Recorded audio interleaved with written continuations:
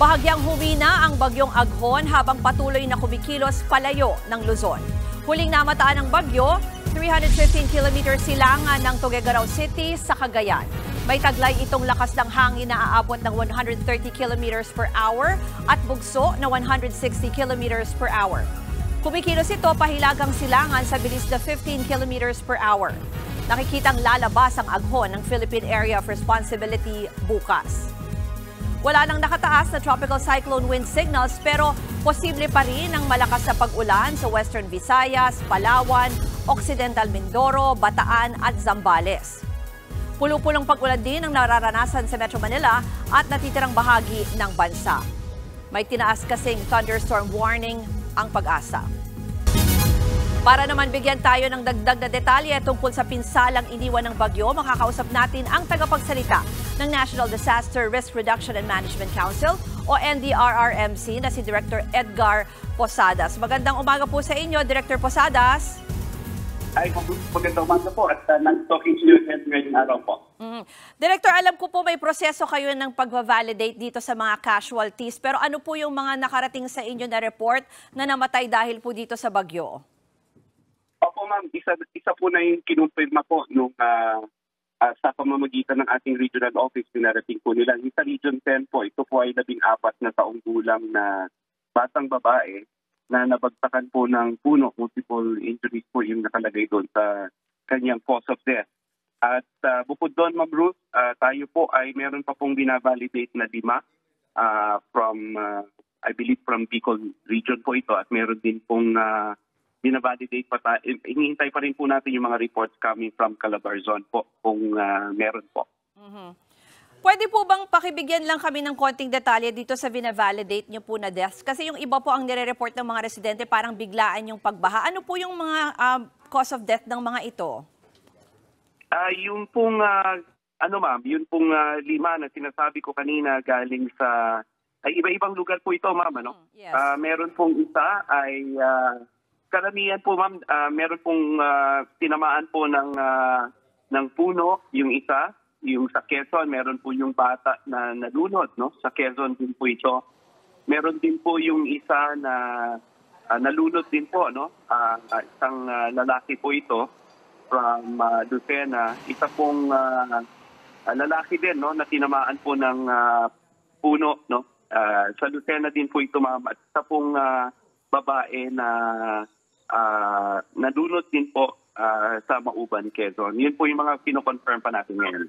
Director, yung sa iba pa pong pinsala, halimbawa sa number of families affected at meron pa rin po ba tayong mga evacuees and pati po yung sa damages? Opo, ma'am. Yun pong sa ngayon, no, yung grand total natin, ma'am, sa families affected as of today ay 12,436 families po or 36,143 na mga individual. Ano po. And we still have nakabukas, ma'am, no, na evacuation centers sa NCR, Calabarzon, Mimaropa, Region 5, Region 7, and Region 8. 161 po from a total before of 396. At meron po tayong sa kasalukuyan a total of 5,615 families or 4,076 po na mga individual na 5,000 na, meron na lang po tayo ngayon sa inside evacuation centers, 4,076 or 16,426 family individuals, ma'am. Yung monitoring lang din po halimbawa dyan sa lugar sa Quezon, may ilang districts po dyan nagdeklara na po ng state of calamity. Kamusta po ang sitwasyon dyan? At ano po yung mga paalala nyo sa mga ganyang lugar? Opo, ma'am.